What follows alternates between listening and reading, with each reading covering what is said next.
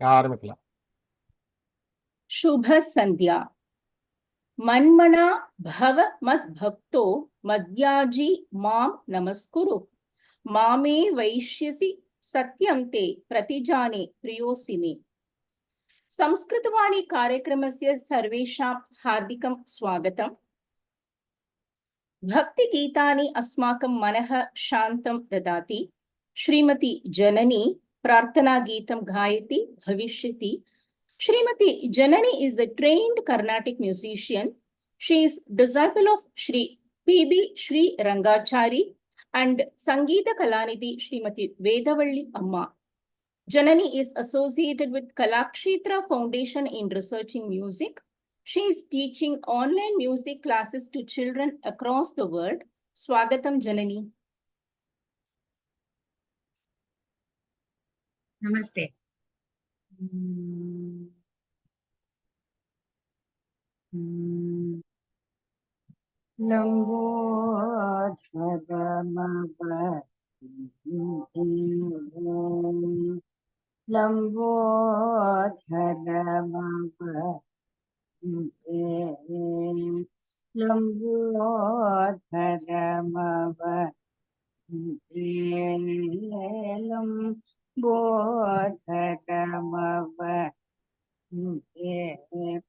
Ambhashutamahernisham bodharamava Ambhashutamahernisham lambodharamava Ambhashutamahernisham lambodharamava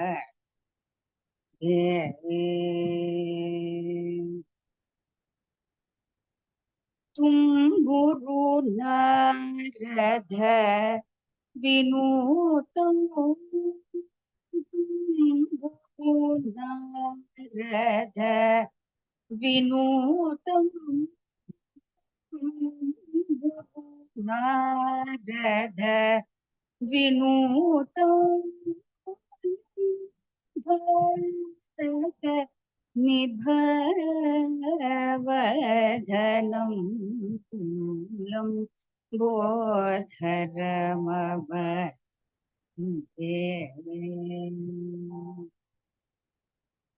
सुरभूसुरसंसेवित शरणमहविदूरम्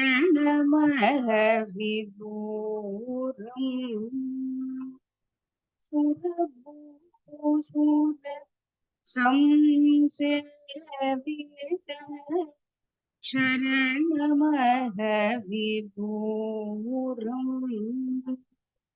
सुरभूसुर संसेवित शरणमहविदूरम् शरणागतमन्दारं Karuna सागरं हरिनाथगर्वधरं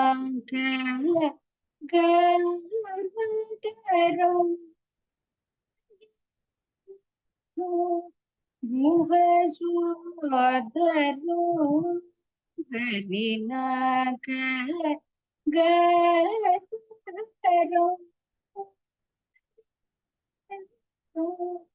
गुहसोदरो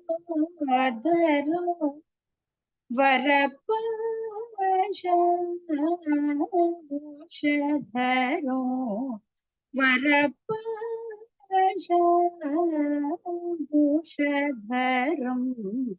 वासुदेवभक्तवरं लम्बोदरमवन्ते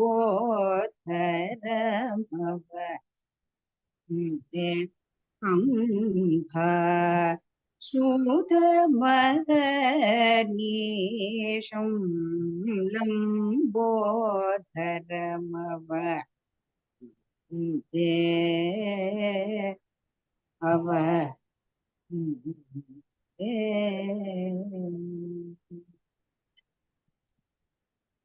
Namaste. Dhanyavadaha, Mata. Very good start and wonderful, Ma. Good singing. Thank you, Ma. Dhanyavadaha. Subhashitam asman prajnam dadati. Shri Ramakrishna Mahodaya will be presenting today's Subhashitam, a great war veteran and disciple of Swami Omkarananda. Swagata Mahodaya. Namaste. Adyatana Subhashitam is regarding self-defense. The shloka is like this. Nirveshenapi sarpena kartavya mahatipana vishamastu na chapyastu fatatopo bhayankaraha. Once again. Nirveshenapi sarpena kartavya mahatipana vishamastu na chapyastu fatatopo bhayankaraha. The meaning is like this. A snake in self-defense should always hiss and raise its hood. Then only others will be afraid and they will run away. It can save its life. Otherwise, people will cut it, throw stones, hit with stick and wound it. One day, a sage was walking. It does not matter. The snake need not have to be poisonous. Even a non-poisonous snake, generally 10% of the snakes only have poison. 90% are not having poison. They are poisonless. But people are afraid equally. They don't know which is poisonous and which is non-poisonous. Therefore, it is the quality of the snake to threaten others to safeguard its own life. One day, a sage was walking through a remote village. There he saw some boys were playing ball. And that ball fell near the ant hill where the serpent was living. So, when the boys went to take out the ball, that serpent raised its hood and with his sound, all were afraid. They were terrified. They ran away. The same thing continued for quite some time. The sage one day advised the snake, see, this is a remote village. The boys have no other place to play. So this place area is to be shared. We do one thing, then he gave good upadesa about Dharma Shastra. Then thereafter, it became very pious. Then boys started playing. The ball, even though it fell on the ant hill itself, even in the hole, they could take out. The snake did not harm them. So as the days passed on, the boys became very mischievous. They thought the snake is afraid. They forgot that the sage has given good advice. So they started hitting the snake with the stones and sticks. And the snake, adhering strictly to the sage's advice, it was bearing the pain. Day by day, it could not go out to catch its prey. So it was starving. Everywhere, all over the body, there was a cut mark. It became very lean and thin. Then, after some long journey, when the sage returned to that village, he saw this snake in that farm. Then he pitied the snake. He asked, what is the matter? It said, Guruji, I am following your advice, but the boys are hitting me every now and then with the sticks and stones. So I am not able to catch my prey. I did not eat for quite some time. Then the sage told, see, according to Dharma Shastra, when your life is in danger, you in self-defense, you can do anything. That will not be treated as a violence. Therefore, hereafter, you should behave like a snake. Whether you are having poison or not, you raise your hood and with a hiss sound, if you threaten, they will not come back. So the advice says, when you are in trouble, use your intelligence and try to defend yourself. Thank you. Mahodaya, every month you always come up with wonderful message, and we wish you could compile it and give it so that we can make a booklet. It's so pathetic nowadays. These moral science classes are all gone and borrowed by others to teach. And if Actually, these I have compiled 738 Subhashitam after my retirement. Now this is 27th year of my retirement. Initially, 5 years, I myself did not know the Sanskrit properly, but somehow or other, I have a friend, a Sanskrit Pandit, is a doctorate. So when I write the uh, select the Subhashitam, I used to give it to him for correction of the Sanskrit script. Thereafter, I spent almost 5 to 7 years to compile those 738 Subhashitam. What is difficult is so many good Subhashitams are there, but it is very difficult to select a suitable story in consonant with the Subhashitam. Somehow or other, after this class, straight away for the next month, I will select one and keep. Okay, whatever so far I have done, I will compile it and post it in the group. Thank you. Namaste. धन्यवादः महोदय. स्वागत संबोधनम प्रस्तुत करेंगे श्रीमती माला Rajaraman, disciple of Srimati Padma Mami, learned Moka Panchashati, Shivananda Lahari, Saundarya Lahari, learning Tirupugar and Abhirami Andadi from Srimati Uma Balasubramaniam, strong pillar of our Jnanavula subgroup of Pride of Bharat Heritage. Swagatam Mata.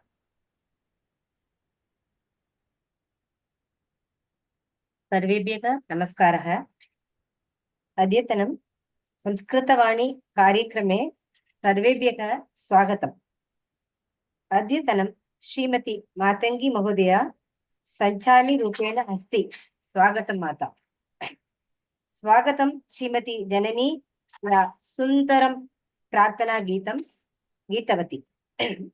Shri Ramakrishna महोदयस्य स्वागतं यः अस्माकं कृते सुभाषितं वाक्यत्वान्। स्वागतं श्री सुश्रुता महोदया यः भगवद्गीतं श्री बहु सुन्दरं वाक्यते। श्लोका प्रार्थनं कुमारी स्वेता वर्गस्य स्वागतं। स्वागतं श्री अभिनव किडम्बी महोदया यः नरसिंह पुराणम् अतीव सुन्दरं वाक्येतवान्। अस्माकं विशेष अतिथि श्री शेखर शर्मा महोदयस्य हार्दिक स्वागतम्। धन्यवाद प्रस्तावाय स्वागतं श्रीमती मातंगी वेंकट महोदया। शांति मंत्रायाः स्वागतं श्री शिवकुमार महोदया। अद्यतनं कार्यक्रमे पुनः सर्वेषां स्वागतं करोमि। धन्यवादः। धन्यवादः माता. You are always a great support for us. धन्यवादः. Thank you so much. Bhagavad Gita अस्मान् धर्मानुसरणं कर्तुं शिक्षयति. Dr. Sushrutha, an assistant professor at Amrita University, Coimbatore, who has done PhD in Yoga and Yajna, will be presenting the life lessons of Bhagavad Gita. Swagata Mahodaya. Namaste. सर्वेभ्यः अपि पुनः स्वागतम्। ॐ पार्थाय प्रतिबोधितां भगवता नारायणेन स्वयं व्यासेन ग्रथितां पुराणमुनिना मध्ये महाभारतम् अद्वैतामृतवर्षिणीं भगवतीम् अष्टादशाध्यायिनीम् अम्ब त्वामनुसन्दधामि भगवद्गीते भवद्वेषिणीम्।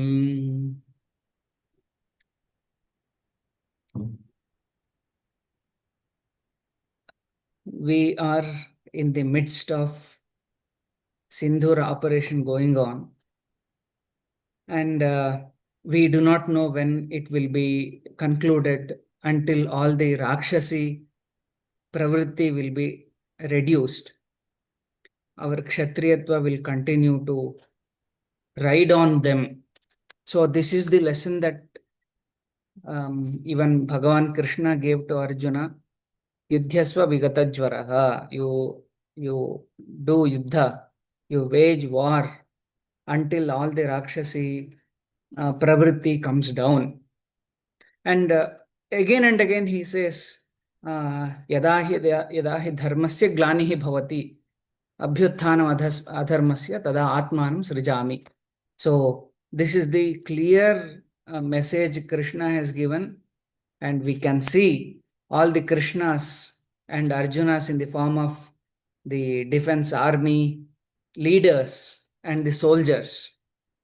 In fact, we cannot differentiate because our approach always stands with the principle extracted and applied in today's contemporary situation. So with that, coming to some of the lessons we are pondering upon from Bhagavad Gita. We are in the 7th chapter, and there were some initial shlokas where Krishna identifies anything that exists in the world is originated from Brahma, but presented in two forms, elaborated in Sankhya, that is Purusha and Prakriti. Now he is elaborating little more about Prakriti, Para and Apara Prakriti. And now he continues to explore little more. In the 10th shloka, Bijam Mam Sarvabhutanam, understand me, know me as the seed and potentiality to grow into either Vriksha or Mahadvriksha. Vidhi Partha Sanatanam. It is ever existing, everlasting. Buddhi Buddhimatamasmi, Tejaschasmi, Tejasvinam, Tejasvinam Aham.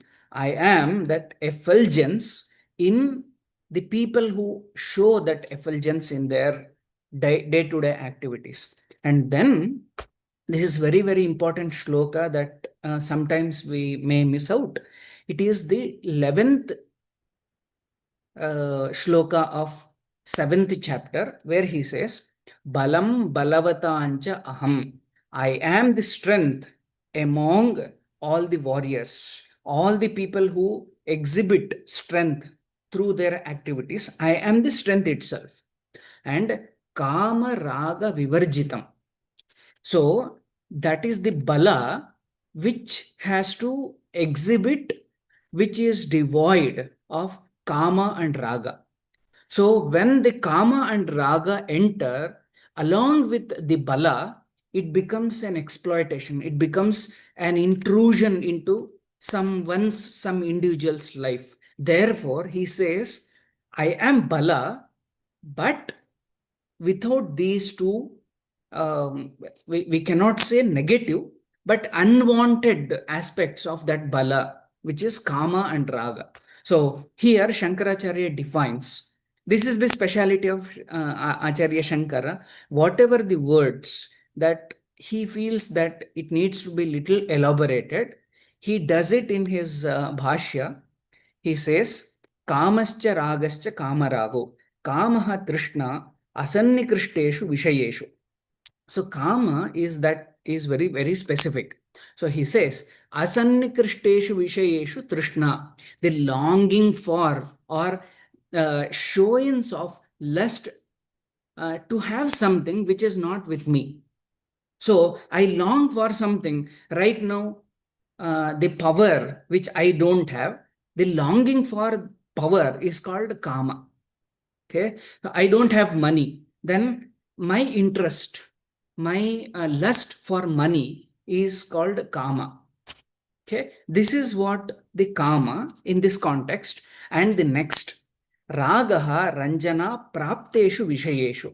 So when I get into the position, when I acquire lot money that I was looking for, enjoying it, that is called raga. Okay, kama is longing for something which I don't have, but raga is when I have that, enjoying that. Okay, enjoying either the power or the money or something which I have already with me. So this is kama and raga. The difference, slight difference between kama and raga, Acharya Shankara defines. And tabhyam kamaragabhyam vivarjitam Dehadi dharanamatram balam sattvam ahamasmi. That desire or the aspiration for life to continue existing so long, that achievement of the objective given for the humanity, that is called bala, the strength to uphold the humanity until we reach the goal we have decided and assigned, either by the divine plan, or I have taken with the instruction of the divine plan the goal which I have to reach. Until that reaching the goal, whatever the bala which has to exist with all the human beings, that is what the bala myself, that's what Krishna says. And the dharma viruddho bhuteshu kamaha asmi bharatarshapha. This is very interesting, and nowhere else you find this kind of explanation of that kama. Okay, all of us have kama, different types of kamas. Okay, until we become brahmajnanis or jivan muktas, the kama continues with us. Okay, it is not necessarily the kama of enjoying some physical pleasure. Kama, according to yoga, is of two types. One is engaging all my desires with the present physical world, which is called drishta. Okay, drishta kama. And the second one is adrishta kama.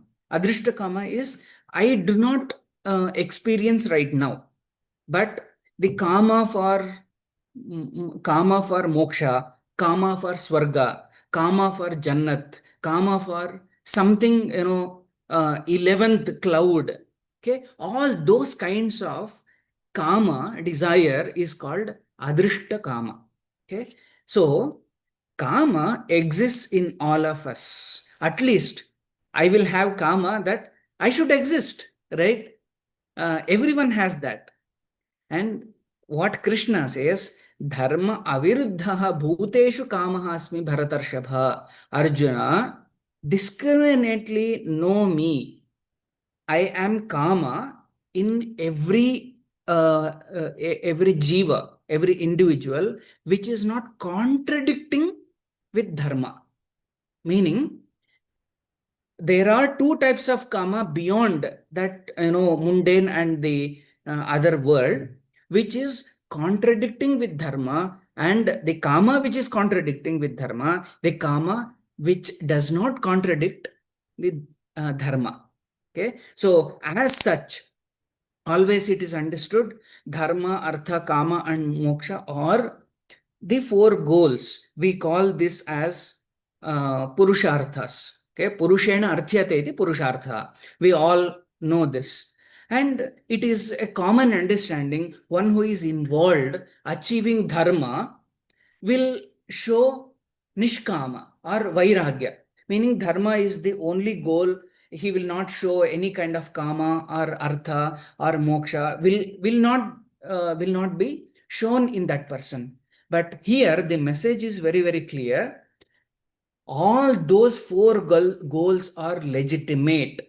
There is nothing wrong pursuing kama. There is nothing wrong with artha. There is nothing wrong with moksha. There is nothing wrong with dharma. All these can be exclusive path.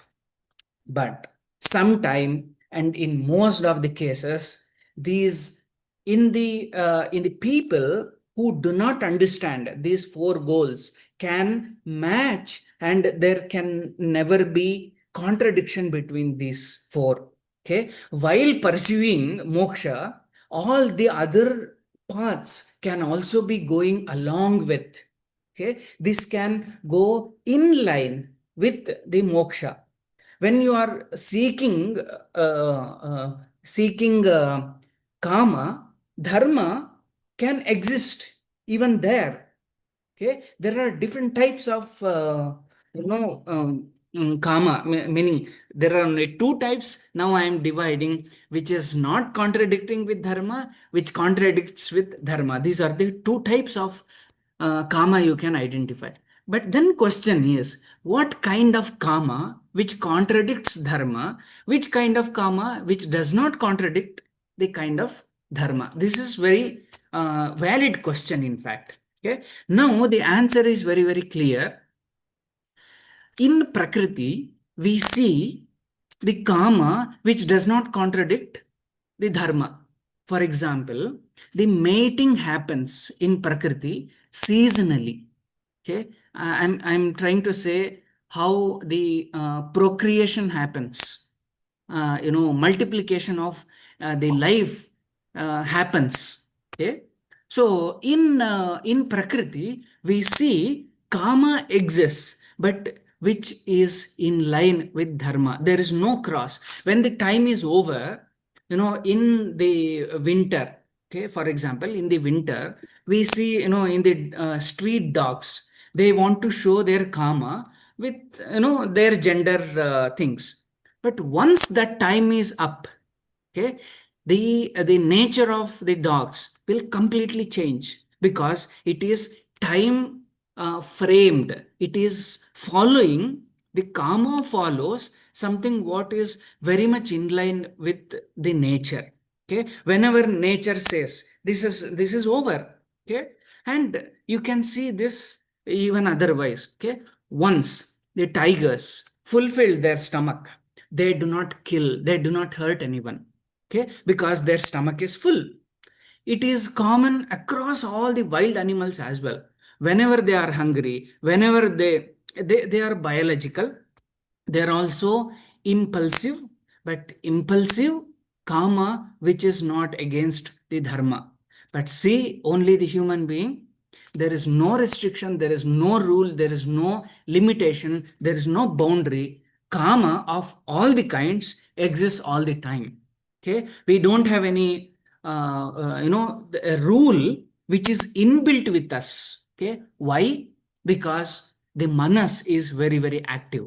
Manas is what is giving orders to the body to behave any way that it wants. Otherwise, generally it is called kama vada, kama chara, and kama bhakshana, which will be limited by the samskara called upanayana samskara. Okay, upanayana samskara is very, very specific in saying that this long you have been eating, you have been behaving, and you have been talking whatever you want, but now on you cannot do.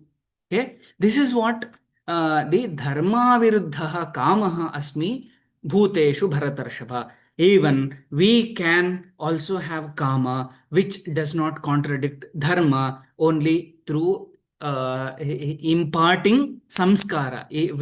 With implementation of samskara, we have shodasha samskaras, excluding antyeshti, which happens only after we depart. Until then, it is all only to restrict the dharma viruddha kama, and it is only to limit, put a boundary to what kama that exists, and to say this is what is dharma aviruddha kamaha asmi bharatarshava. So in fact, this can be researched more, dig deeper, and we can see application of kama which does not contradict, which actually we have to share with the younger generation, and we have to actually work a lot to how to convert this small information but very profound. Information is small but profound, and which lays the foundational stone for the upcoming generation, in fact. Okay, so whenever we say kama sutra and kama, all those things, it is whenever the kama is part of any word phrase, we think only it is a physical pleasure. Physical pleasure also included in kama, but kama is simple desire that Acharya Shankara, as he defined, what we do not have, going behind, longing for, having lust, aspiring for that. That is what is kama. It can be anything, smaller, minute, bigger, macro, micro, whatever it is. So kama, which does not contradict, is what the kama I exist in all the living creatures, what Krishna says with the shloka number 11. So with this, we continue to, discuss about Bhagavad Gita shlokas. Namaste, dhanyawada. Thank you, Sushrutha ji. I always say, you are the Krishna and we are the Arjuna. There is no doubt about it. You always explain us, and today especially, அந்த காமம்ங்கிறது இவ்வளவு தெளிவா இவ்வளவு சிம்பிளா புரியுற மாதிரி யாருமே explain பண்ண முடியாது. I'm just wondering what made us to go wrong in this understanding this karma. I don't know what situation or as you were talking about wild animals now, we feel they are much better than humans. This is what ரொம்ப ரொம்ப clear ஆ இருந்தது. Thank you. Dhanyawad Sushrutha ji. Thank you so much. Namaste. Shri Abhinav Kidambi Narasimha Puranasya Vishi Kaksheti. Abhinav ji is mastered in M.Tech Medical Nanotechnology, had completed MA Sanskrit, currently pursuing PhD. Mahodaya teaches Sanskrit, Yoga Shastra, Indian philosophy, Indian culture and heritage, practitioner of Yoga Shastra. Swagatam Mahodaya. Mata, ஒரு சின்ன request. Yes. அவர்கிட்ட இப்பதான் ஒரு இது நடந்தது. ஒரு 2 minutes அவருக்கு ஆகுமா? ஸோ நெக்ஸ்ட் இந்த ஸ்லோகா வேணா நம்ம முன்னாடி பண்ணிட்டு if you don't mind, please. Sorry for my interruption. Hello, thank you, sir. Thank you.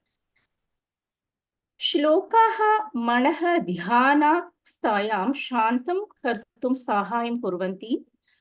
Kumari Swetha, disciple of Srimati Uma Ravichandran and Srimati Ratipriya, had participated in many music competitions and won prizes, performed in Shankara TV, pursuing BCom at Shastra University.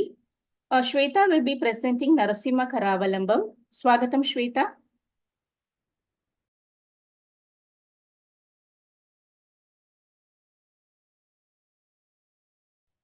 Video தெரியறதா? No, ma. Video is not visible. Yes. Okay. நமஸ்காரம்.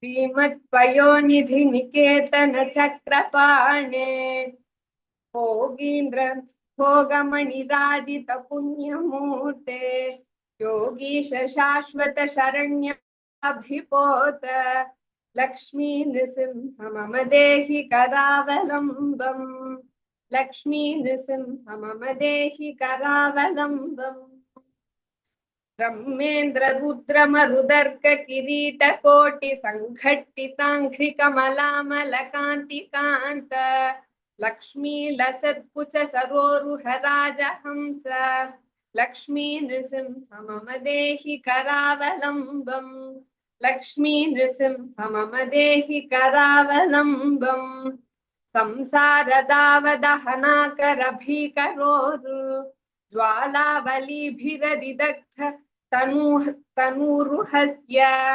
त्वत्पादपद्मसरसी शरणागतस्य लक्ष्मी नृसिंह मम देहि करावलम्बम् लक्ष्मी नृसिंह मम देहि करावलम्बम् संसारजालपतितस्य जगन्निवास सर्वेन्द्रियार्थबडिशाग्रझषोपमस्य प्रोत्कम्पित प्रचुरतालुकमस्तकस्य लक्ष्मी नृसिंह मम देहि करावलम्बम् लक्ष्मी नृसिंह मम देहि करावलम्बम् संसारकूपमधिघोरमहाधमूलम् सम्प्राप्य दुःखशतसर्पसमाकुलस्य दीनस्य देव कृपया पदमागतस्य लक्ष्मी नृसिंह मम देहि करावलम्बम् लक्ष्मी नृसिंह मम देहि करावलम्बम्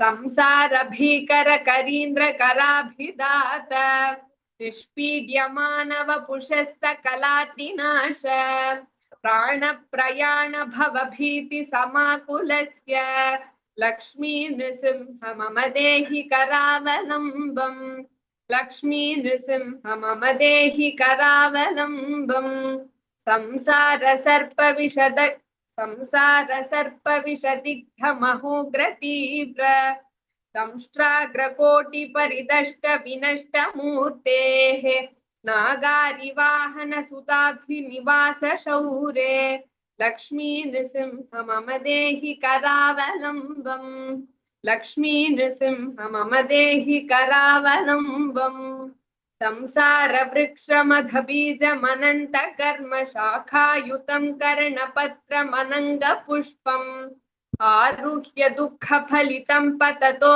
दयालो लक्ष्मी नृसिंह मम देहि करावलम्बम् लक्ष्मी नृसिंह मम देहि करावलम्बम् संसार सागर विशाल करालवाल नक्रग्रहग्रसित निग्रह विग्रहस्य यक्रस्य रागनिचयोर्मिनिपीडितस्य लक्ष्मी नृसिंह मम देहि करावलम्बम् लक्ष्मी नृसिंह मम देहि करावलम्बम् संसार सागर निमज्जन मुह्यमानम् दीनं विलोकय विभो करुणानिधे माम् प्रह्लाद खेद परिहार परावतार लक्ष्मी नृसिंह मम देहि करावलम्बम् लक्ष्मी नृसिंह मम देहि करावलम्बम् संसार घोर गहने चरतो मुरारे मारोग्र भीकर मृग प्रचुरादितस्य आर्तस्य मत्सर निदाघ सुदुःखितस्य लक्ष्मी नृसिंह मम देहि करावलम्बम् लक्ष्मी नृसिंह मम देहि करावलम्बम् बद्धागले यमभटा बहुतर्जयन्तः कर्षन्ति यत्र भवपाशशतैर्युतं माम् एकाकिनं परवशं चकितं दयालो लक्ष्मी नृसिंह मम देहि करावलम्बम् लक्ष्मी नृसिंह मम देहि करावलम्बम् लक्ष्मीपते कमलनाभ सुरेश विष्णु यज्ञेश यज्ञमधुसूदन विश्वरूप ब्रह्मण्य केशव जनार्दन वासुदेव लक्ष्मी नृसिंह मम देहि करावलम्बम्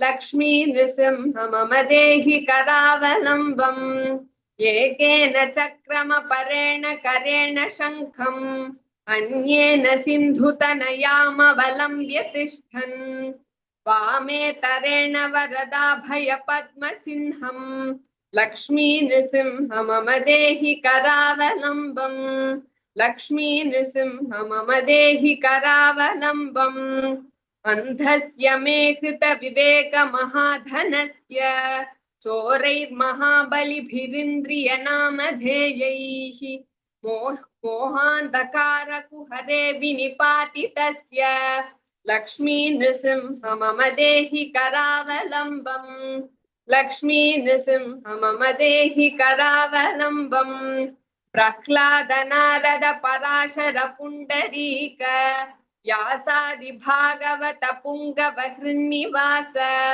भक्तानुरक्त परिपालन पारिजात लक्ष्मी नृसिंह मम देहि करावलम्बम् लक्ष्मी नृसिंह मम देहि करावलम्बम् लक्ष्मी नृसिंह चरणाब्ज मधुव्रतेन स्तोत्रं कृतं शुभकरं भुवि शङ्करेण एतत् पठन्ति मनुजा हरिभक्तियुक्ताः ते यान्ति तत्पद सरोजमखण्डरूपम् लक्ष्मी नृसिंह मम देहि करावलम्बम् लक्ष्मी नृसिंह मम देहि करावलम्बम् Thank you. Perfect pronunciation and the clarity, the way you presented as usual, Swetha. It was very nice. This shlokam is very much needed for the hour. This gives us courage, self-confidence, and we know each one of us are praying only Narasimha to protect our Bharata Desham. Thank you, Kanna. Thank you so much. Dhanyawadaha. Swagatam, Abhinav ji.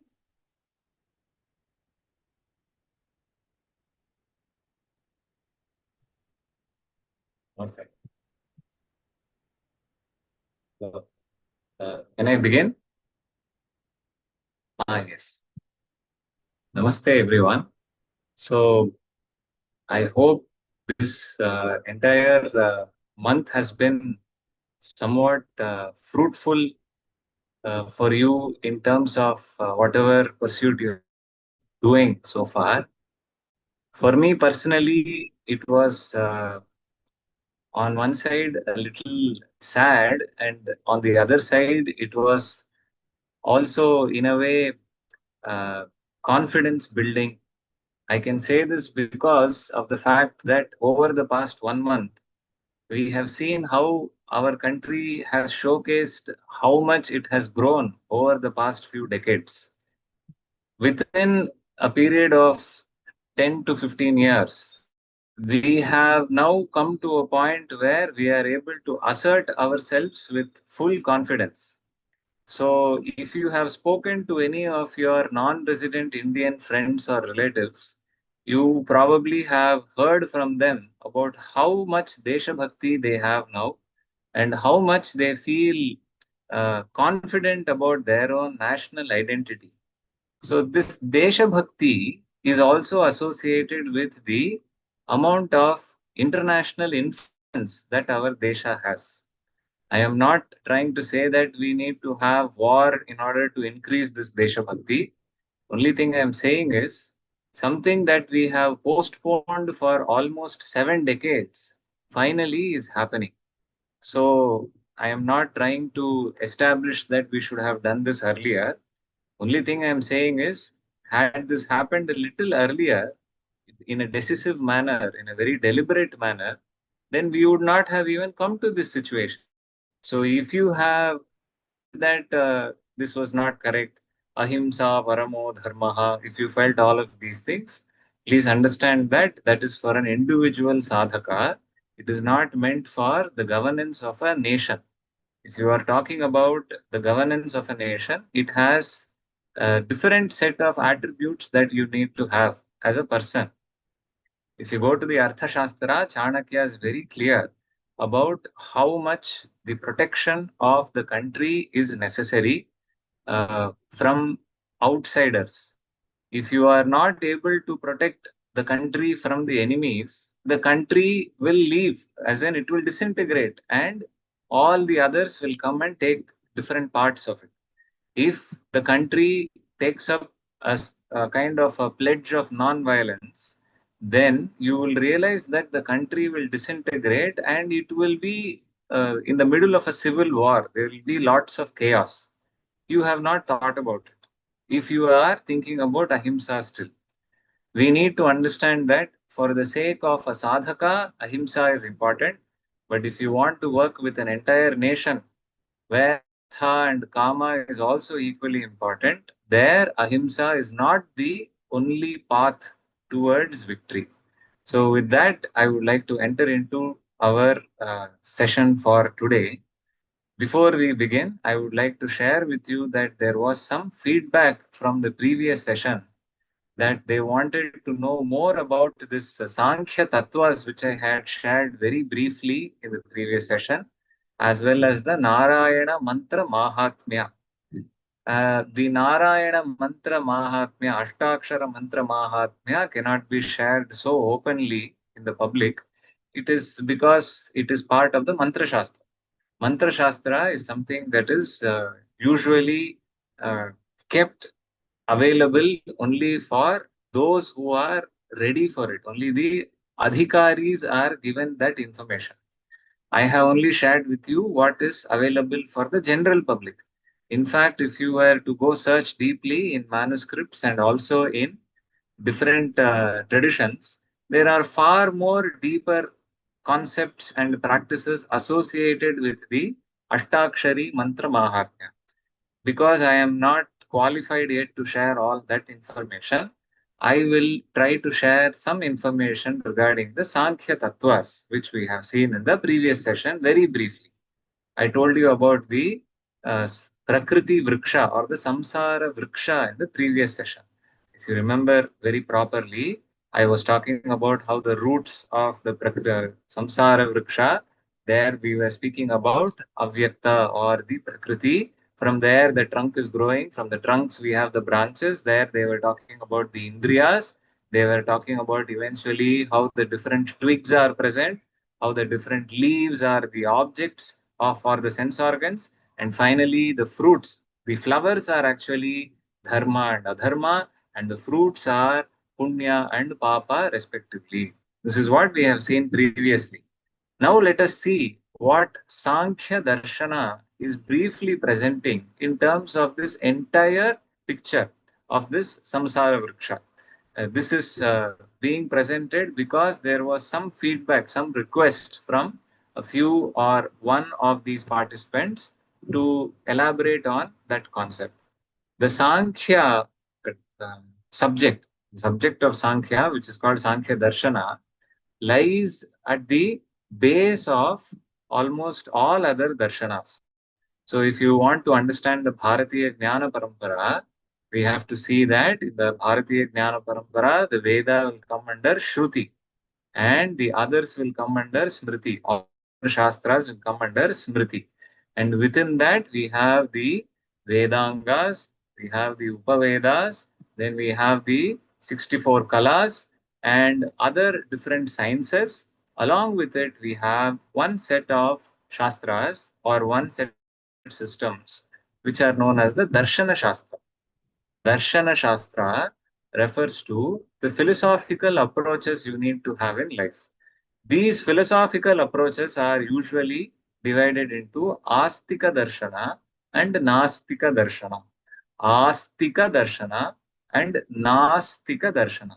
Normally, we use this word Astika, Astha, Nastika. All these words we use very casually, but we need to understand that they have a very technically precise definition in terms of the Shastra Granthas.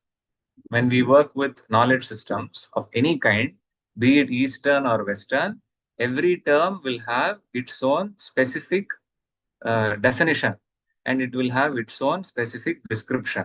For example, if I want to use the word atom in the context of some English literary context, you will see that the word atom, atomic, is used to refer to something very small. But if you go to physics or chemistry and use the word atomic, then you are talking about the level at which the atom is present. Because there is something that is subatomic also. Sometimes you will also have at the dimensions of the picometer, nanometer, picometer, and even below that. So we need to understand that each term will have a different meaning. There will be different connotations. There will be different definitions. In the context of Darshana Shastra, it gives you a perspective on how to look at life. I'm not going to elaborate on Astika and Nastika because it is beyond the scope of our current discussion. We should understand that under Astika Darshana, the fundamental Shastra which gives the foundational principles for the other Shastras, including Yoga as well as Advaita Vedanta or any Vedanta for that matter, that is Sankhya Darshana, which we have the Shraddha that is given by Kapila Muni, who is supposed to be an avatara of Srimad Narayana according to the Bhagavad Purana. So in the Sankhya Darshana, there is an enumeration of principles of the universe, which are called tattvas. You have heard of the word tattva elsewhere in the context of the essence or the principle. So what is the tattva there? So you have heard of this word. Casually, we use it in our everyday conversation. Here, the word tattva refers to the basic principle, what in philosophy we call first principles. What are the building blocks of the universe? So generally, in the Sankhya Darshana, we see that there are only two kinds of elements. The first one is not something that has a source. It does not give rise to anything else. This is called the Purusha. That which has that which exists also, but will give rise to other entities, which is materialistic in nature, the material universe. That is called Prakriti. Let us look at one kind of an image which you can understand very clearly. I'll just request for sharing that screen. So I request the host to give me the sharing ability. The host isn't allowing sharing for this meeting. Can the host please let me share something on the screen? SKG? It says the host is declining my request. No, I allowed. Thank you. Very good. Okay. So this is the general way in which we understand the Prakriti growing into, or rather transforming into, different building blocks. I hope you can see the image.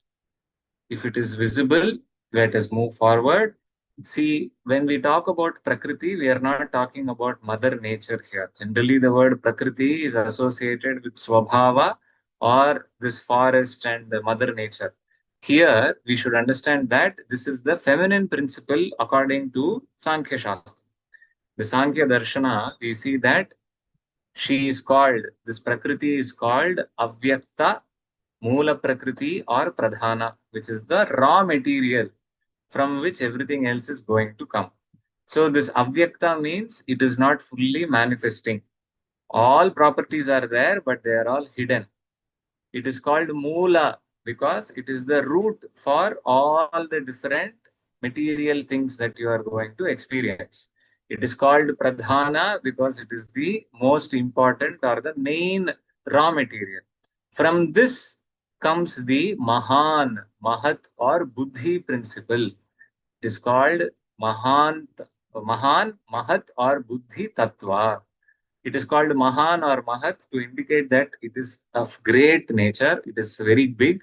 Buddhi, because this is a reference to cosmic intelligence, something like a cosmic intelligence principle. From this Buddhi arises the next tattva, which is called Ahankara. The word Ahankara is generally used to refer to egoism.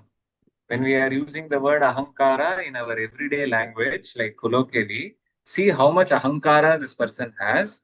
There, the word Ahankara is used to represent the egoism that they are having. Egoism meaning they have lots of superiority complex. That is what you're talking about when we say egoism. But Ahankara is associated with identity itself. We should understand there is a difference between Ahankara and Ahambhava. The word Ahambhava is associated with egoism. Ahankara is associated with the I principle. Egoism means I am great. Ahankara, that is ego, means I exist. So that is there. That identity itself, that is Ahankara.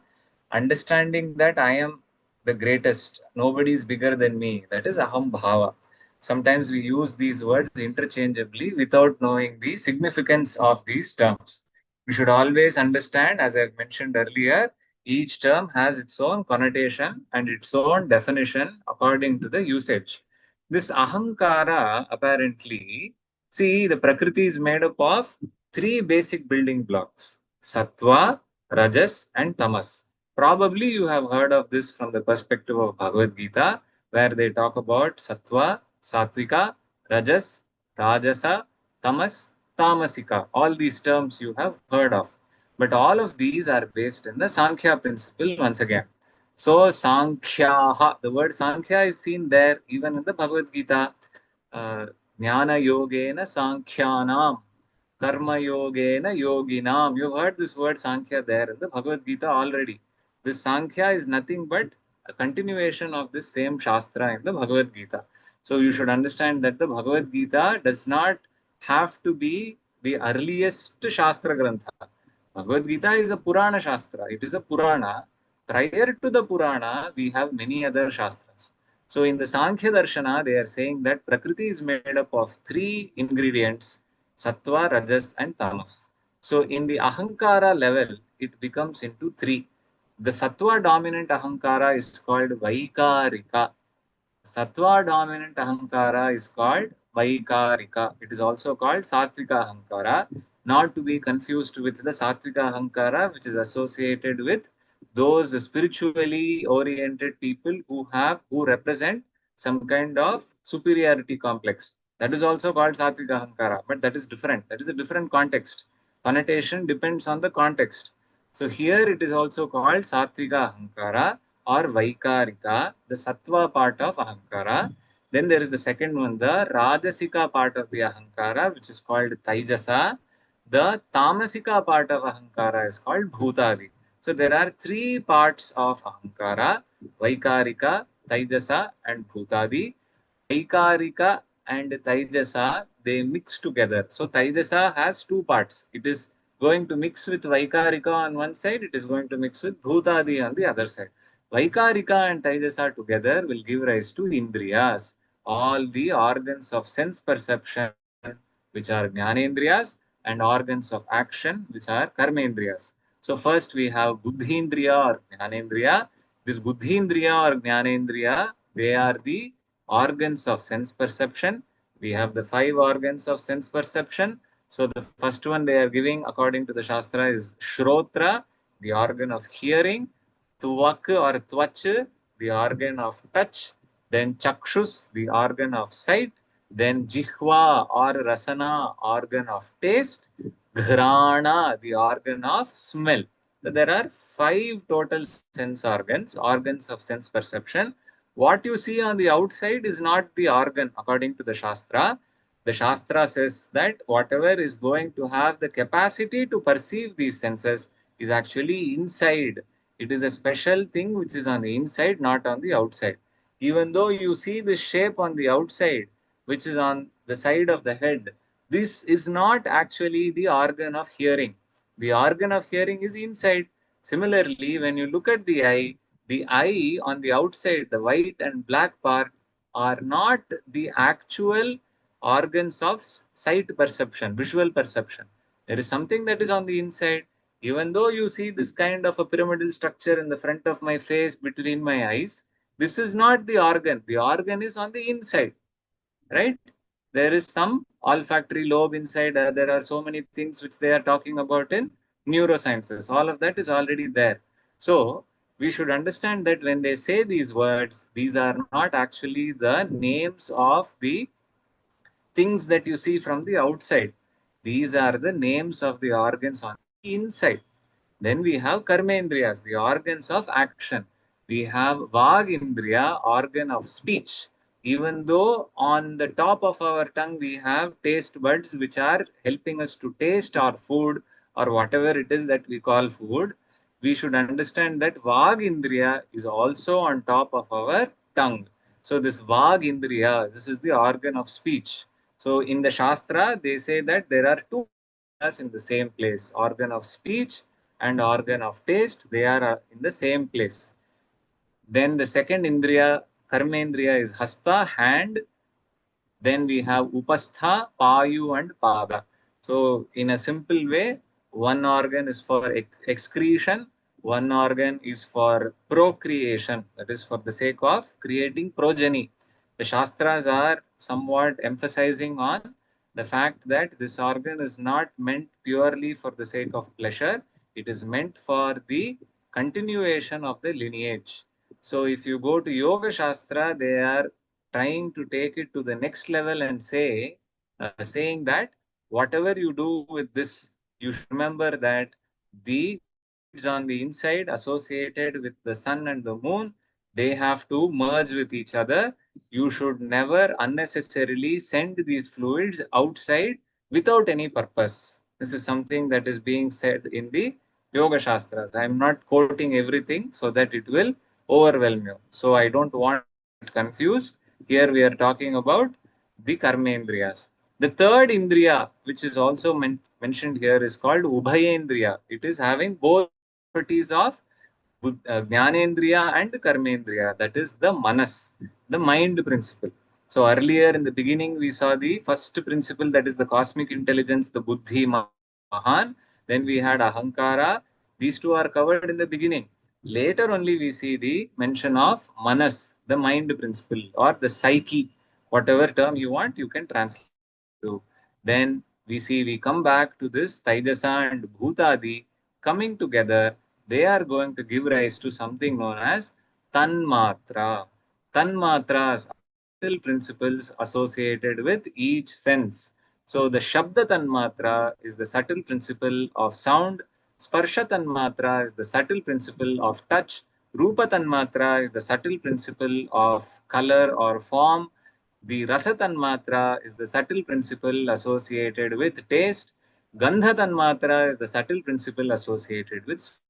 From each of these tanmatras, we get the five senses. From the subtle tanmatra, we have the gross, other things which are perceived by the sense organs. Shabda tanmatra will give rise to shabda, that is sound. Sparsha tanmatra will give rise to sparsha, touch. Rupa tanmatra will give rise to rupa, form. Rasa tanmatra will give rise to rasa, taste. Gandha tanmatra will give rise to gandha, smell. From this Shabda, Sparsha, Rupa, Rasa and Gandha, we have the different bhutas, Panchamaha bhutas coming from them respectively. From the Shabda Tanmatra, we have Vyoma or Akasha, that is ether or space. Sparsha, from Shabda we have these, that is this Akasha. From Sparsha we have Anila or Vayu, that is wind element, element of wind. From Rupa we have Anala or Agni, that is the element of fire. Element is important. You cannot simply say fire comes from it. It is the elemental part of fire. From Rasa, we have Jala or Apas, that is the water element. From Gandha, we have Urvi or Prithvi, that is the earth element. So this is the general way in which they describe the entire uh, manifestation of Prakriti in the world. So all of them later, so all the five elements later mix and match, and that is how we see all the different objects in our universe, which are represented by leaves in that Samsara Vriksha we saw in the previous month. From that, we see that there is some kind of interaction between the Purusha, that is the entity who is going to interact with Prakriti. That Purusha is what is actually called Atma. So in our Vedanta or any other Shastra or Bhagavad Gita, we see that the word Atma is used everywhere. This Purusha is called Atma. The greatest of the Purusha, Purushottama, that is what is called Paramatma. That is not mentioned explicitly in the Sankhya Darshana, but it is mentioned very explicitly in Yoga Shastra and Vedanta Shastra. In the Yoga Shastra, Paramatma is called Ishvara. Ishvara not to be confused only with Shiva. Ishvara is the greatest, that is Paramatma. There again, going back to Vedanta, there also you will notice the word Ishvara is used, which is used with respect to the projection through Maya. If you go to Advaita Vedanta, the word Ishvara represents the reflection or some kind of projection of Parabrahma or Paramatma through Maya. So we are not going there. We are not trying to confuse ourselves with multiple Shastras. Uh, if you want to look at this from the perspective of Sankhya, understand that Purusha is going to interact with Prakriti. Purusha is like the person who is going to the hotel or some kind of a table where food is being placed. This person is going there and is going to eat it. If there is eating, then the Purusha becomes the Bhokta. When the person does not like the food, that person is going to let go of the attachment. He becomes Virakta. And from that Virakta, if he leaves the table, he becomes a Mukta. That is what we need to remember. It is as simple as that. So this person who is going and experiencing Prakriti, that person is called Purusha according to Sankhya Darshana. And all the things that you see on the table, the food, that is all called Prakriti, and the objects there. If you go back to the Samsara Vriksha, the leaves are representing the objects. And when you are interacting, you are either going to do an activity which is going to be dharmic in nature, which is going to give rise to punya. That punya is going to give you sukha. And if you are going to engage in papa, which is not dharmic in nature, adharmic in nature, you will get the fruit of dukkha. So this is how they are trying to explain everything according to the samsara vriksha principle from the previous month. So I hope you understand a little bit of this. It's okay if you don't understand everything. If you want, you can take a picture of this if possible. Let me see if it is possible. I think you can take a picture now. If you want, you can take a screenshot on your phone or whatever handheld device you are using. I'll just hold it on for a few more seconds. I hope you did not use up your time to write down all the terms. Now that you have taken a picture, you can use it later for a reference. With that, we'll close here. Shri Gurubhyo Namaha. Namaste. Abhinavji, I thoroughly enjoyed this session and really I understood. That is what my my achievement I can say, because really it is because we are all not used to this.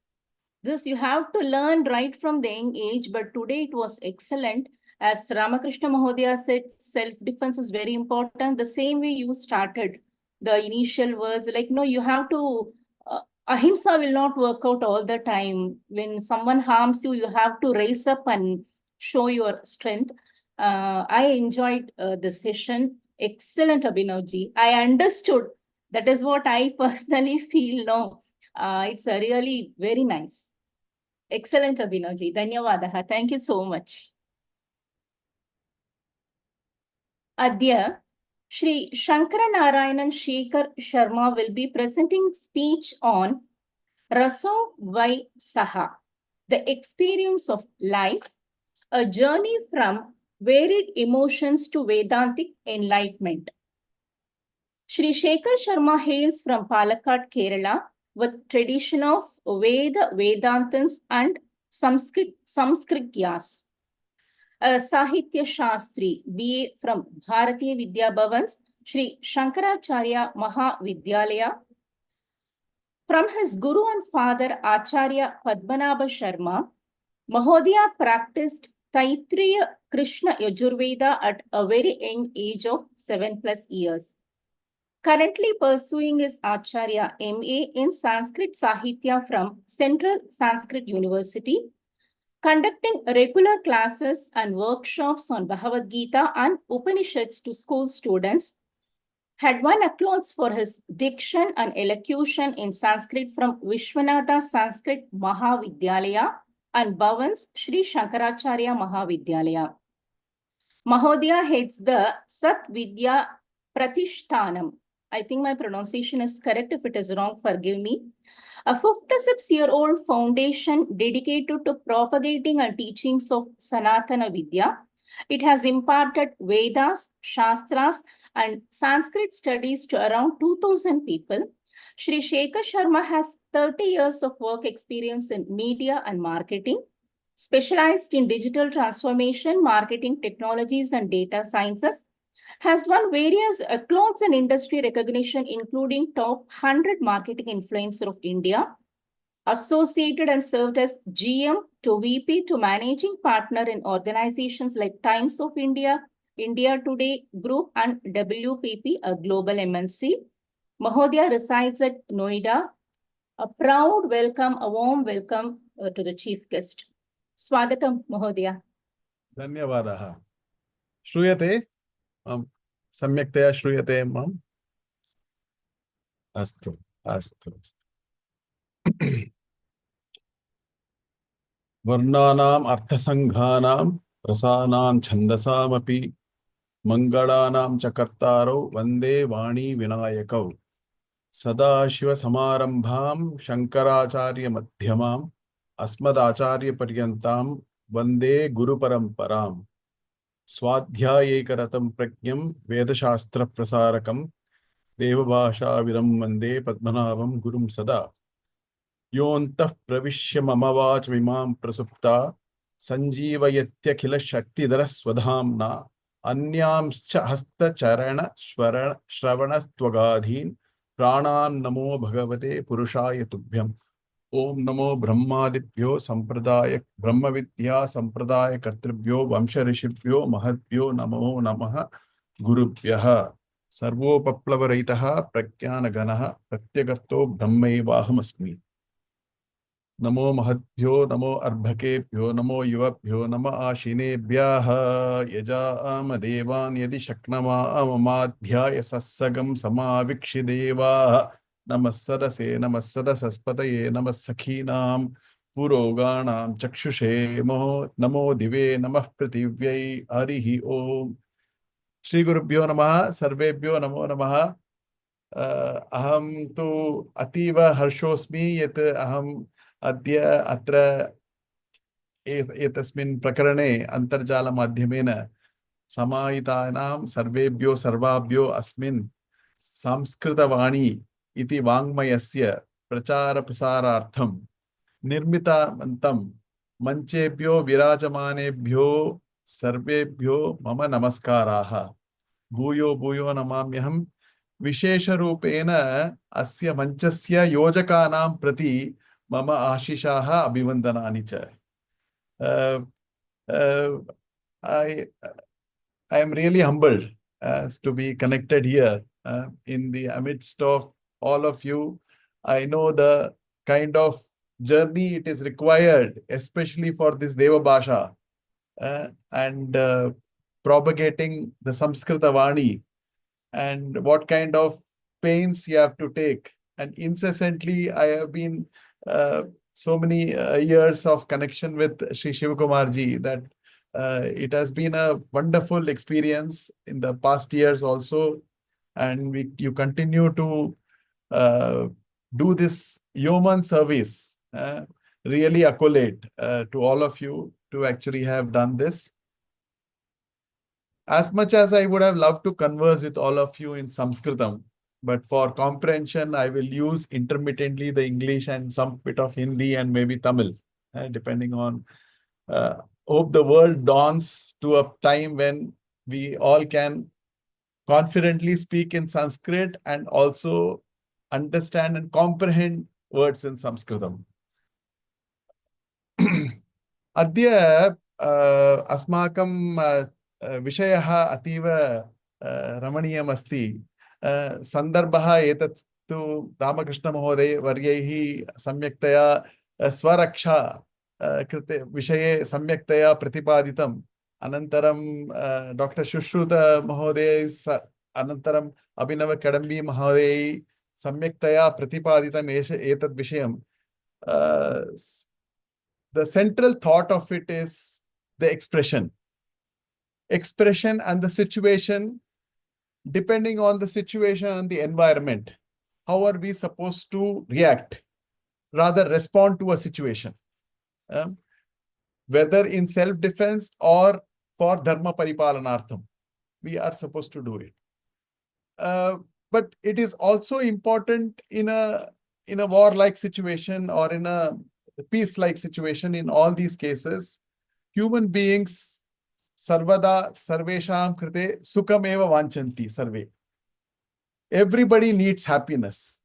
No one seeks that I need sadness. When you do your sankalpa also, you say mamopata samasta durita kshayadvara. So let the papas go away from me. Let me always get happiness. Let me always get the pleasure. So this deep-seated quest for happiness, one is to desire for these kind of happiness. Second, to actually work towards this kind of happiness. So how do we get these deep-seated happiness and get a more human satisfaction, mental satisfaction, rather than physical satisfaction alone? That we need to work towards moving away from the material sources. We all know about it, that material quest is not going to give us enough happiness all the time, which we keep. It's so easy to read all the scriptures about it, but so difficult to practice. We all know. So how do we do this? So there it comes is manaha, which the previous speaker, Professor Kidambi, Abhinav Kidambi also spoke about. Manaha is the most difficult. Manashashtendriyani prakritistani karshati. So it is the most difficult. So how do we get a control on the manaha? So let me address this by some of the principles of our Vedangas. One of this is called bhava. Whenever we have a specific situation, we express our bhava. Bhava is not specifically a physical expression, but more of a mental state of mind. Whenever we confront anyone, we say that, why are you unhappy? He is speaking well, but inside he is depressed. So that is bhava. And every aspect of our expressions is always reflective of the kind of bhava that we have. And if you talk of different kinds of ice creams, flavors of ice creams, of vanilla to a strawberry to a chocolate, these kind of ice creams, these are flavors of ice cream. Likewise, we have flavors of human experience, ranging from heights of joy to the depth of sorrow, to intensity of anger, to auguring for peace. These are constant friends of ours, which are also shaping our perceptions, shaping our interactions. The moment you speak with someone, he is judging you all the time. He has a specific perception about you. Likewise, when you are interacting with someone, you have some bit of inhibition about yourself, about him. And then basis that, it actually limits your interaction about him.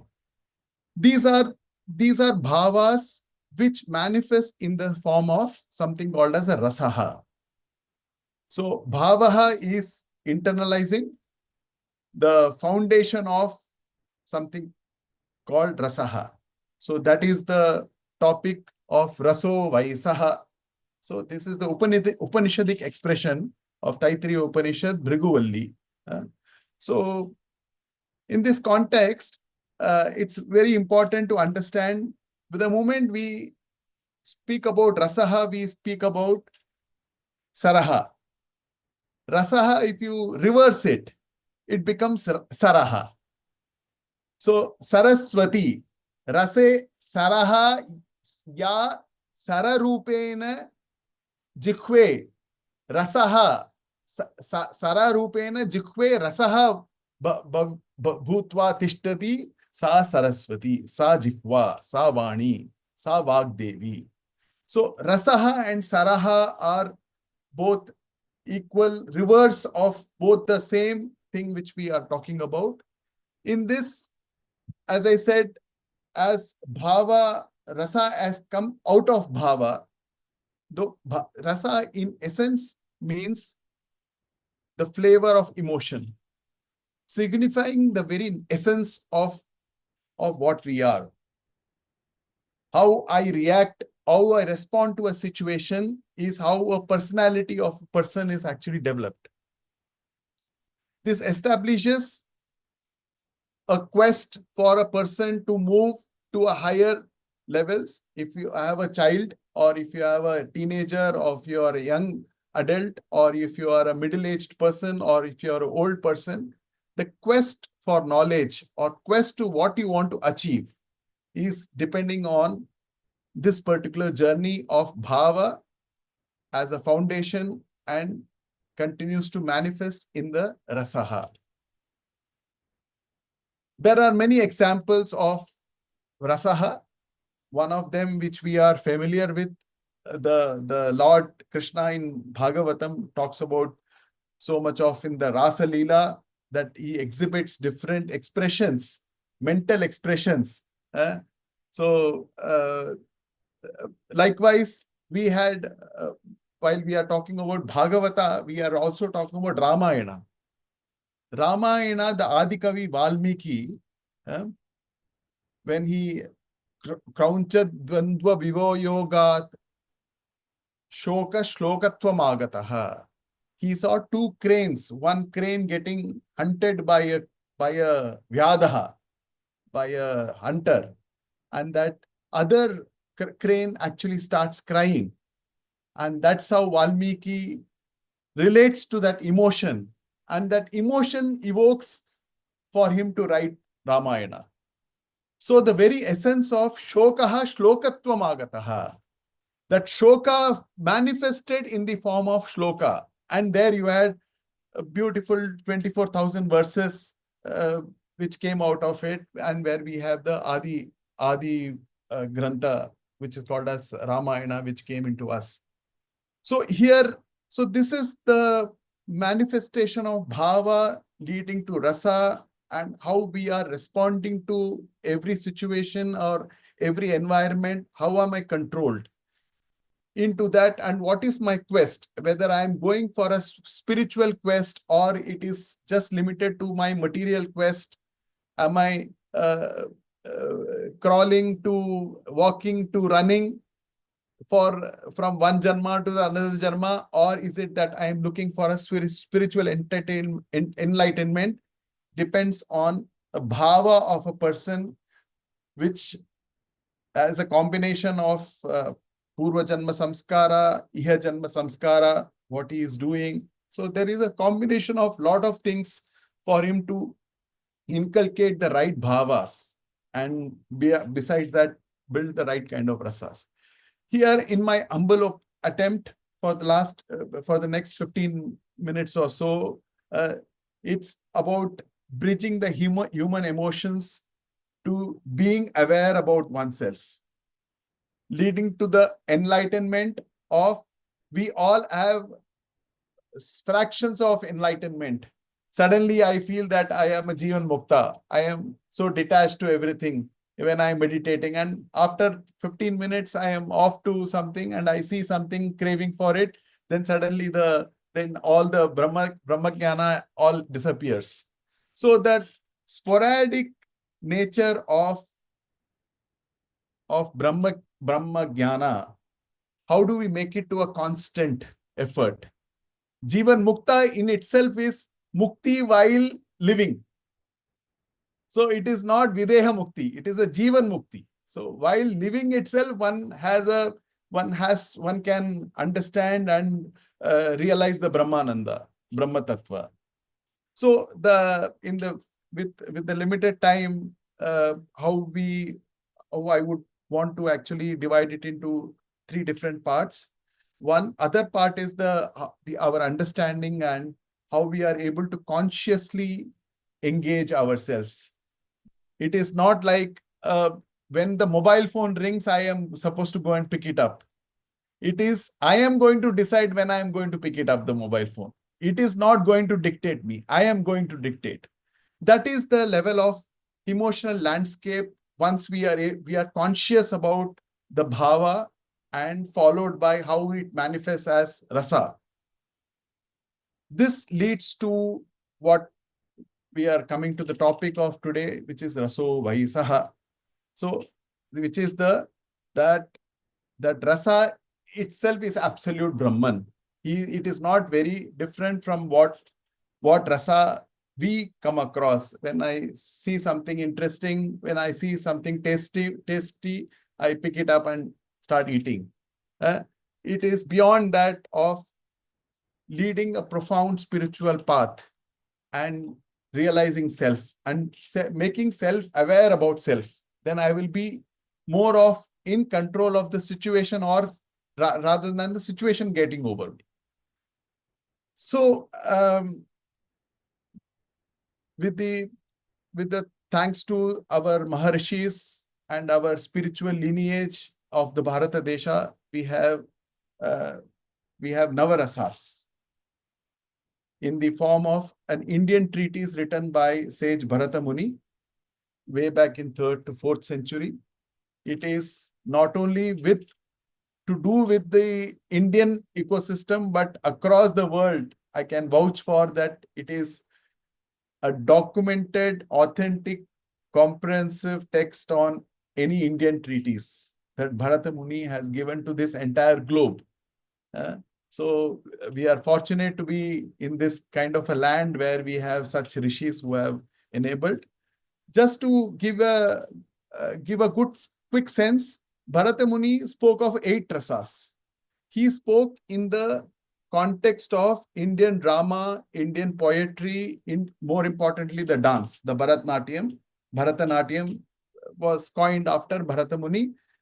It is during the 17th century that we happen to have Mayyata, Kayyata.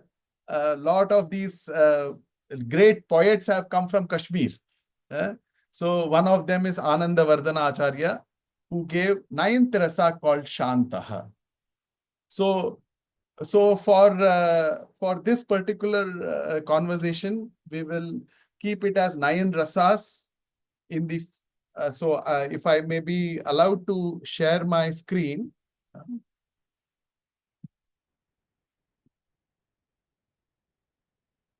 Take animation.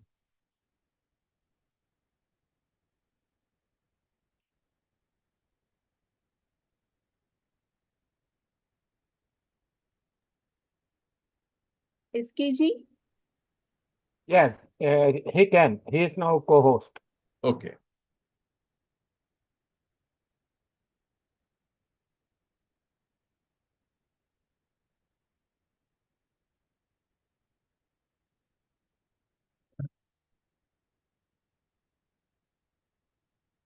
Take animations.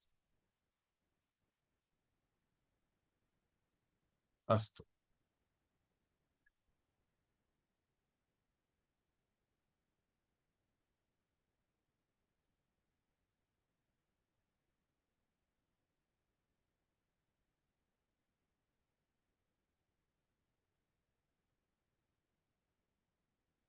Is my screen visible now?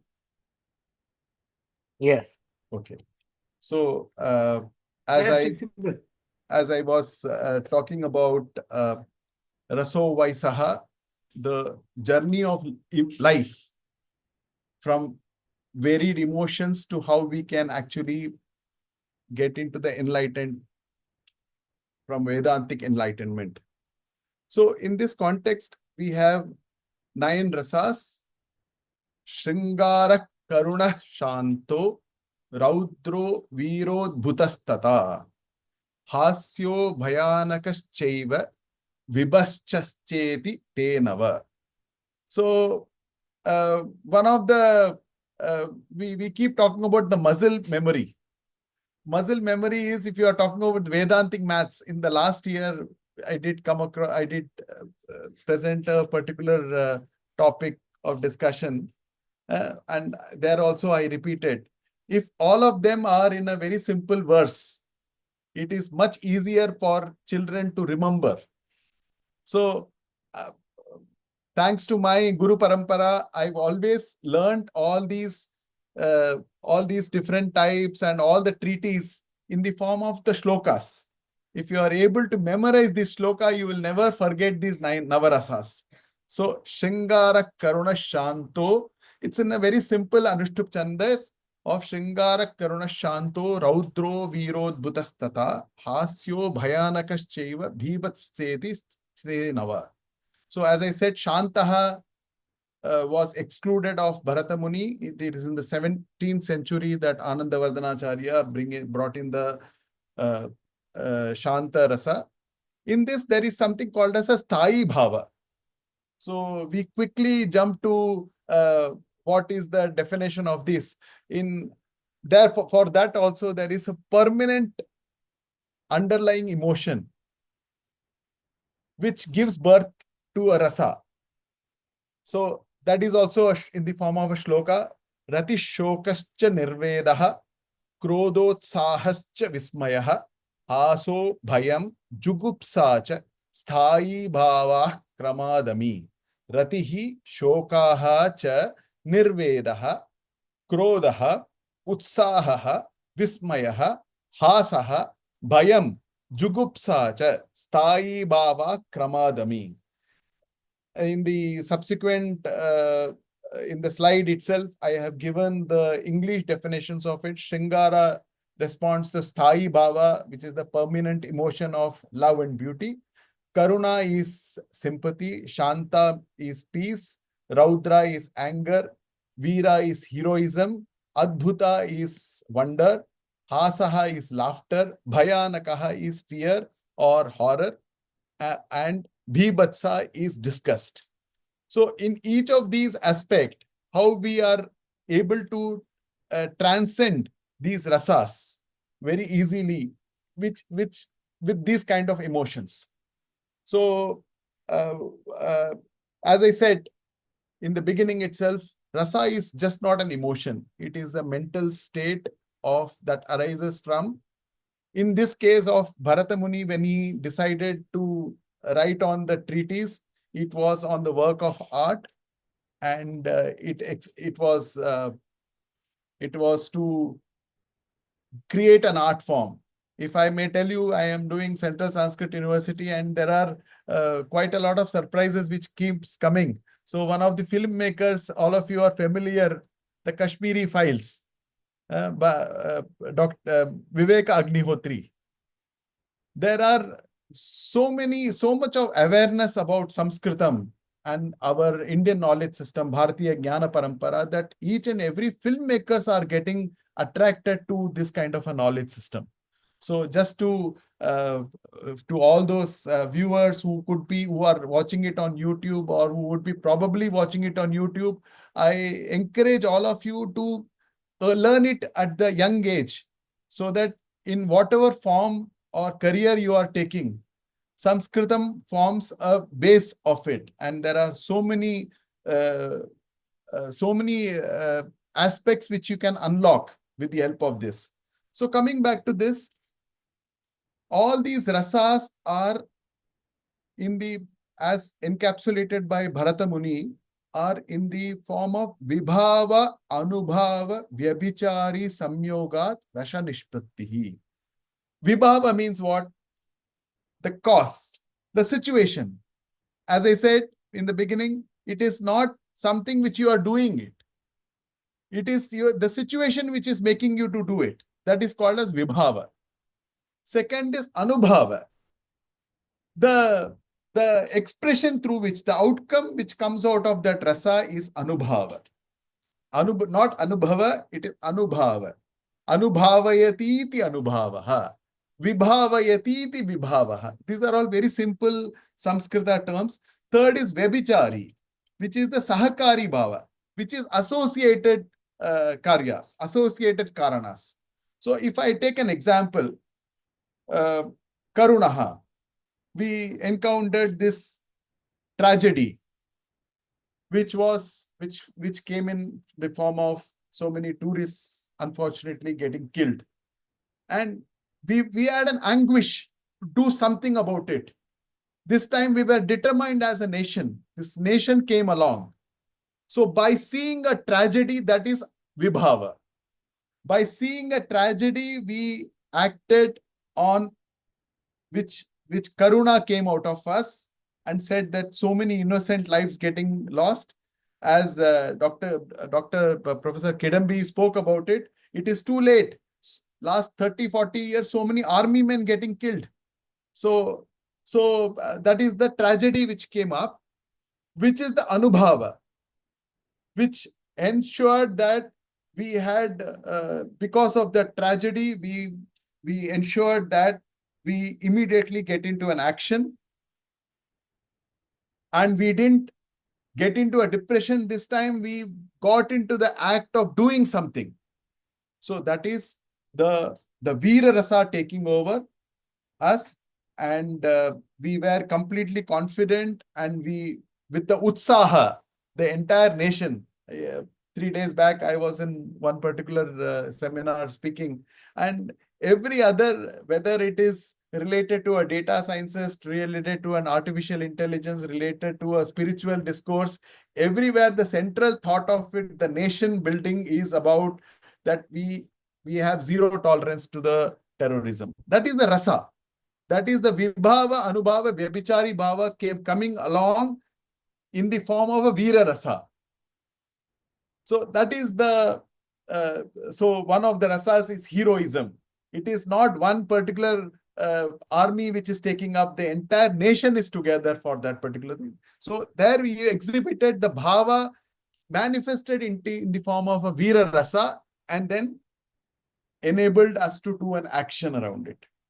So there are multiple stories. There are life-changing moments in rasa. If I were to actually, these are 9 rasas. I already spoke about the Ramayana, the Karuna rasa, where sage Valmiki, Adikavi Valmiki, when the Vyadaha hunts down a particular crane, and then he composes Ramayana based on the life of Lord Rama. The Shantaha, as I said, this has enabled so many on the Bhakti Bhava, the Shanta Rasa. Raudra, we saw that manifestation in so many occasions and continue to see that manifestation. There cannot be a misplaced anger, but whenever you need to get angry, if there is a particular episode happening against a woman, you cannot be sitting quiet saying Ahimsa Paramo Dharma for individually. You are supposed to wake up. Your indriyas are supposed to infuriated and do that rasa, that Raudra rasa. It need not be in a war-like situation that you need to do. Likewise, Veera Hanuman, where in spite of all the hardship, he went and saved Bhagavati Sita Mata, and as a dasa to Bhagavataha Ramaha, he went and showed his valor. And again, the Veera Rasa of making sure that he had that confidence of bridging the entire Sagara, and he took over. And then you have the Adbhuta Rasaha. When the Lord Krishna was born, it was Tamadbhutam Balama Mambuje Kshanam.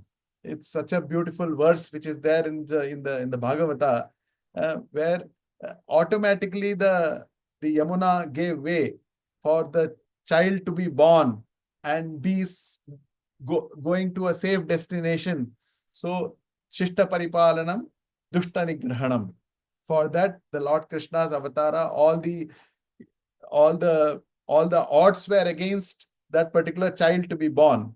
So, but we had Adbhuta Rasa. Again, if I were to actually look at the Adbhuta Rasa, what is it that we are taking? The miracle. That is the Vibhava. What is the Anubhava? The amazement. We are all still stuck by that. How can a child survive so many odds when Putana came and tried to kill him? Still he survived. And it was not that he had used his worldly power and divine power. He was like a child with the divinity in it, and with a very clear-cut focus as to what he is supposed to do. Why he's come into this world to save us. So that is Adbhutaha. And it always still now, whenever we read Bhagavata or we read Ramayana, it gives us that kind of a vismaya and amazement. So that is the Vyabhichari Bhava. So Bhayanakaha, to the devoted Prahlada, who is among the Bhagavatas, we could see that in spite of Swachha Kesarina Swachha Chayasitendavaha Trayatam Madhuripaha Prapannarthi Chido Nakaha. He put him on the lap, the Hiranyakashipu on his lap, and threw his nails because of the boon that Hiranyakashipu got from the Devas. He was said that no human can touch. All those stories which we know of. We know of. The right word in the Samskritam is Vidaranam. Apdiye kilichuta, he tore apart. That is the Bhayanaka. But today, when we see this picture, that is the rasa, that is the bhava. I will come to the raso vaisaha, in the sense that when I see this picture, to Hiranyakashipu, to the demons, to the people of Asuri Vrittis, they are afraid of this kind of a image. But when I see this, I see put him put that idol or the picture in the puja room and I worship him. That is the bhava. So the bhava is what is inside. As I said, it manifests outside in the form of a rasa. So bhayanaka, what we see in a Narasimha, right? Hasaha. So there are multiple kinds of hasaha. There is a uttama hasaha, madhyama hasaha, adama hasaha. Uttama hasaha smita vadanaha. When you see Bhagavan Krishna, when he puts up a smile, it is smita vadanaha. When he goes to the kingdom of Dhritarashtra, he is still adorning that smile. That is smita vadanaha. Second is madhyama hasaha, which is apahasitaha, which you are enjoying and laughing with your friends and fun and frolic. That is apahasitaha. When you are looking at somebody falling down and you are laughing upon somebody else's failure, that is called adamasaha. That is upahasitaha. Smitaha, apahasitaha, upahasitaha. There are multiple 8 such laughters. One of them, 3 of them I spoke about. In this case, we see this particular picture which gave the manifestation of Mahabharata, the war happening, when Draupadi laughed at Duryodhana because of that Maya Jali. He walks into the water without realizing that. So that gave the genesis of the war. So these rasas creates a turn of event or a yuga. Mahabharata turned itself into a yuga with the upahasitaha of Draupadi. Maybe as Draupadi Devi, we may have different point of view, but that would have manifested into a turn of event which was not so good for the humankind. So that is the hasaha. So the last 9th of the rasa is bhibatsaha. Bhibatsaha is in the form of the gori.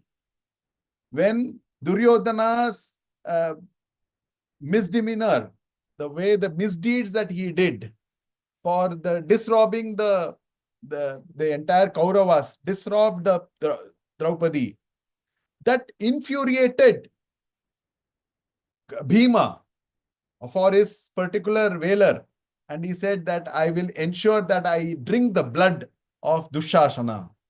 So that is Bhibatsaha. Bhibatsaha in the form of the Sthai Bhavaha of Jugupsa, where as I said, I keep coming back to the Vibhava, Anubhava, Vyabhichari Bhavaha, Rasha Nishprittihi. In the Vibhava, in the Bhibatsaha, the very seeing of that particular episode, it makes you feel. And because of this, the outcome is you want to turn away your face. You want to, you feel nauseating. Those kind of anubhava. Then then either if that particular journey as it happened because of one wrongdoing, then it actually gives you an agitated feeling that why did he do this? But if he is doing for the right thing, so in so many things in TV channels, you get to see that please don't, viewers are warned to not see this. This will have disturbing images. That is Bhibatsaha. So one other very important aspect which I was talking to one of the corporates in HR, especially for youngsters, when they are, now that I've concluded these 9 rasas, one of the practical application is in the interviews. You would have seen in the senior interviews, when a person is actually being interviewed by an interviewer, you have cameras being put on the top. You have somebody seeing your leg movement and hand movement, and how you are exhibiting your rasa. So basis that, oh, I did my interview very well. How is it that I was not selected? Maybe some of the parts that you are supposed to, you are sounding very confident, you are looking very confident, but something which were not in your control was your bhava through the rasa. So if one consciously starts applying himself or herself into these aspects of making sure that I have my vibhava, anubhava, vyabhichari bhavaha well, and I control my emotions in whichever domains you are getting into. That is the gift that our Vangmayam, our Samskrita Vangmayam has a gift to all the youngsters. By studying these scriptures, you are able to understand the nuances of how you are supposed to get into a battlefield, how you are supposed to solve a particular atomic composition. In the Atharva Veda, there is so many things. Or how you are supposed to appear for an interview by controlling your emotions. So this is the benefit of learning Samskritam, learning our Vedas and learning our Shastras. So these are the 9 rasas through which it manifests. Of course, the entire aspect of when we were talking about, I can go on and on depending on the time. So these are some of the aspects of the 9 rasas that we came across. So how all these things, one is you are able to control your expressions, your mental frame of mind, such that you are looking at it beyond these dramas and music and Natya Shastra and all those things in the daily life. If you are in control of a situation and understand the nuances of each and every rasa and the bhava, the way you are mentally expressing yourself, I'm sure you will be successful. But beyond which, in the realm of spiritual entitlement, we are familiar with a particular verse called Raso Vaisaha Rasagyevayam Labdvanandi Bhavati Hohyevanya Atkah Pranyat. Likewise, this verse goes, Raso Vaisaha Rasagyevayam Ayam Anandi Labdva Bhavati. Through this, we are able to get the spiritual enlightenment. How are we supposed to do? I came across a very nice verse on Atma Bodha, and Adi Shankara gave an excellent commentary about this Atma Bodha. In the verse 13, Amanastva na me dukkha raga dvesha bhayadayaha aprano hi manaha shubra itya adi shruti shashanat. This explains the attributes of how you are manifesting, your manifestations in terms of your attitudes, your behavior, whether you get a sorrow, whether you are extremely depressed, whether you are raga, dvesha. Ramakrishnan ji spoke about various self-defense aspect of it. Dr. Sushrutha spoke about the self-defense also. So all these things can be controlled. Your mind, if you are able to get a control over these bhavas, and you are able to dominate these rasas, or these rather than these rasas dominating you, we are surely going towards the path of spiritual enlightenment. So these are all, as I said, the light is always there. You need to just switch on the light, remove your ignorance, the light will come. Likewise, amanaha. So here we are talking about amanaha, amanaha, which relates to the Maya. Maya again is ya ma nasti sa Maya. Ma means na. Ya nasti sa Maya. So ma means in Sanskritam is called no. Ya nasti sa Maya. So if you are able to remove the ignorance, remove the ego part, remove the illusion part of you, amanaha. So dukkha raga dvesha bhayadayaha. If you are able to remove all the sorrows, attachment, malice, and fear, all these things out of you, you will be able to go in the path of spiritual enlightenment. So, and this is how we have come across our scriptures, which has helped us. One particular verse while listening to other one of the shlokas which I was actually come across, talking of the Mahabharata Prasanga, Draupadi had 5 husbands. So one person manifesting 5 different ways through each of them. So there is a very nice shloka which is Vyanamras chalitas chaiva sparitah paramakulaha panduputreshu panchalyaha patanti pratama drishaha. It talks about one person, which is Draupadi, how she behaves with each of them. Yudhishthiraha, Vyanamraha. Because Yudhishthira being Dharmarajaha, Vyanamraha. She was always humble towards Yudhishthira. Chalitaha, Bhimasenaha. Bhimasenaha being the Vayuputraha, he was always fearful. So suddenly the moment you come across a fearful person, or a person who you don't know how you will react to the next level. So she is very careful with him on Chalita. Sparitaha. To the Arjuna, being the Dhanurdhari and with a balanced mind. So there is another story of how Lord Krishna, Bhagavan Krishna selected Arjuna as is for being the soldier, being the head of army for Pandavas. Sparitaha.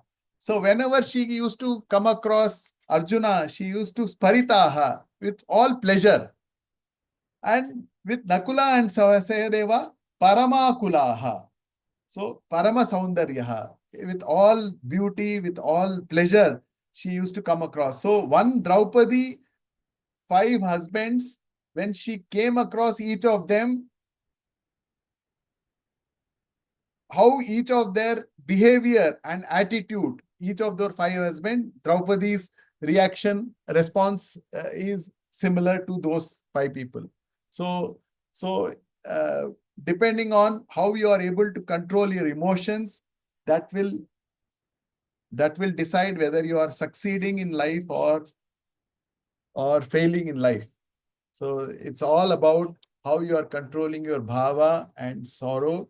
And because of these 9 rasas, it is just not limited to the Bharatnatya Shastra or to the drama or to the music. It is in our daily lives. If every situation, if you are able to control, if you are able to come across each of those specific things, we will be successfully leading our lives. With this, I hope I was able to address some bit of it. If there are any more questions and answers, I'm very happy to take those questions and answers. And I'm once again thankful to the organizers of Samskrita Vani for giving me an opportunity. I will be more than happy to keep coming back to this forum, and Yatha Mati, I can give my whatever I have learned and serve the society. With that, I will conclude my words. Dhanyavadaha. Shri Gurubhyo Namah. Mahodaya, first thing, a big thank to you for coming up with this interesting topic. Generally we say, I'm very happy, that's it, I'm very angry.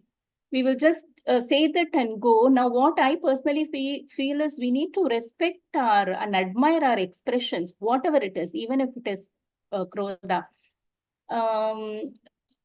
Explaining to the audience, as a teacher, I always personally feel when you give a presenter topic, it has some real life application should be there.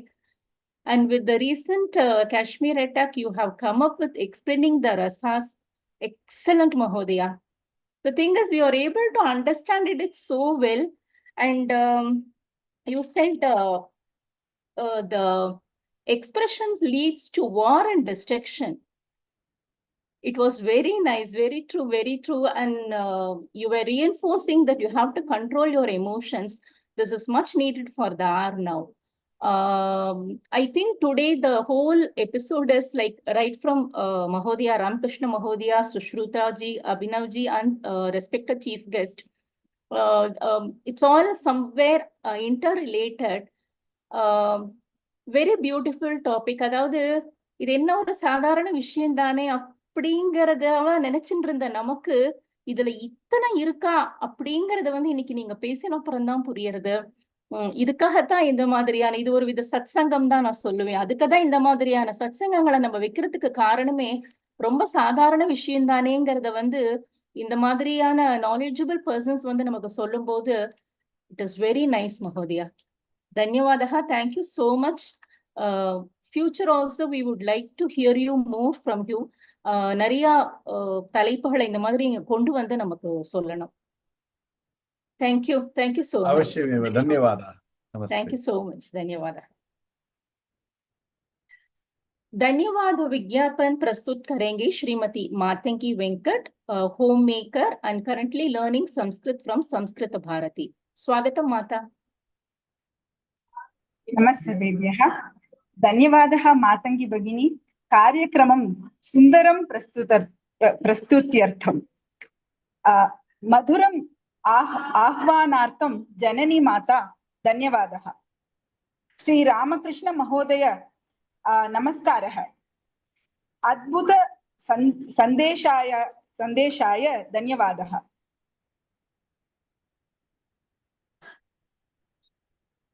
सुव्यवस्थितं स्वागत संबोधनं प्रस्तुतवती श्रीमती माला, भवत्यै धन्यवादः.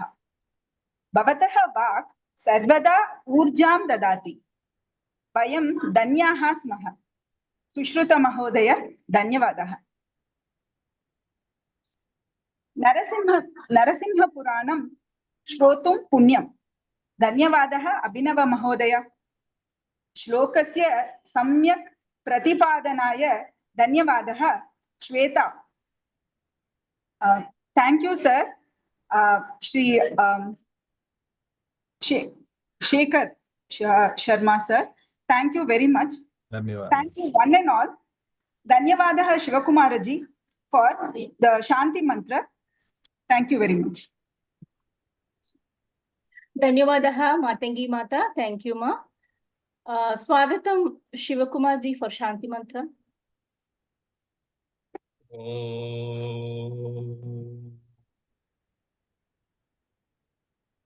सर्वे भवन्तु सुखिनः, सर्वे सन्तु निरामयाः, सर्वे भद्राणि पश्यन्तु, मा कश्चित् दुःखभाग् भवेत्. ॐ शान्ति शान्ति शान्ति. Namaskaram to all. धन्यवादः महोदय. वयम् अद्य कार्यक्रमस्य समाप्तिं कुर्मः. शुभरात्रि. Shubharatri.